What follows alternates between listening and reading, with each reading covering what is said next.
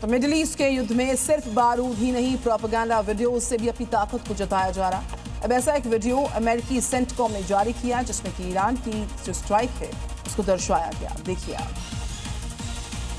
Video में aircraft carrier से fighter plane का टेक ऑफ, युद्धपोतों से दागी गई मिसाइल और ईरानी सैन्य ठिकानों की हुई तबाही को दिखाया गया है। वीडियो में CENTCOM commander admiral Brad Cooper ने बताया कि इजराइल अमेरिकी सेना ने ईरान युद्ध में जीत हासिल की है और ये भी बताया कि एक व्यवस्थित तरीके से बड़े सैन्य अभियानों को अंजाम दिया गया। साथ ही बताया कि ईरान के अब कई सालों तक वाले मिलिट्री प्रोग्राम को तबाह कर दिया गया है। जंग से जुड़ी इस वक्त की बड़ी जानकारी, ईरान के नए खलीफे का पहला बयान सामने आया। मुश्तबा खामेनी का पहला बयान है। उनका कहना है कि ईरान एक बहादुर देश है और ईरान युद्ध चाहता ही नहीं था।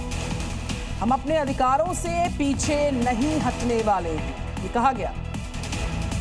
तो नए सुप्रीम लीडर की ओर से, मुश्तबा खामेनी की ओर से कहा गया कि ईरान एक बहादुर देश है जो अपने अधिकारों से कभी पीछे नहीं हटेगा।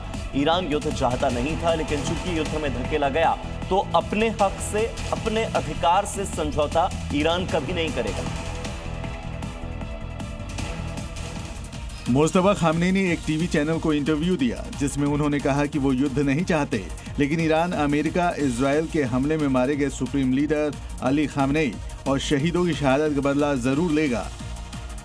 ईरान के सुप्रीम लीडर का यह बयान लग रहा है कि हॉर्मुज स्ट्रेट के मैनेजमेंट को एक नए फेज में ले जाएगा जिसका असर दूसरे देशों पर भी दिखेगा। बड़ी खबर यह है कि अमेरिका के राष्ट्रपति डोनाल्ड ट्रंप की ओर से बयान भी सामने आया। ट्रंप का कहना है कि ईरान के साथ शांति समझौता जल्द होगा। कहा गया कि ईरान हर बात पर राजी। ट्रंप ने कहा ईरान के पास कोई सेना ही नहीं बाकी बची है। तो अमेरिकी राष्ट्रपति डोनाल्ड ट्रंप का यह बयान कि ईरान के पास अब कोई सेना बाकी नहीं रही है। नेवी को खत्म करने का दावा ट्रंप बहुत पहले ही कर चुके हैं और ऐसे में वो ये कह रहे हैं कि अब ईरान के साथ समझौता जल्द होने वाला है। ट्रंप ने यह बयान एक अमेरिकी न्यूज चैनल को दिया जिसमें उन्होंने कहा कि ईरान के साथ युद्ध जल्द खत्म होगा। वो अब ज्यादा समझदार हो गए हैं और वो उन बातों को राजी हो रहे हैं जिन पर उन्हें होना ही है। आपको ये याद रखना चाहिए, हमने उनको हरा दिया, उनके पास कोई सेना नहीं है। वहीं इजराइल और लेबनान पर बोलते हुए ट्रंप ने कहा कि आईडीएफ लेबनान में अपने ऑपरेशन कम कर रहा है। हालांकि ट्रंप ने अपने इस इंटरव्यू में इशारों में ये भी कह दिया कि अगर ईरान समझौता नहीं करता है तो उनको काफी तकलीफ होगी। लेबनान पर नेतन्याहू का बड़ा बयान, हिजबुल्लाह से कोई सीज फायर नहीं।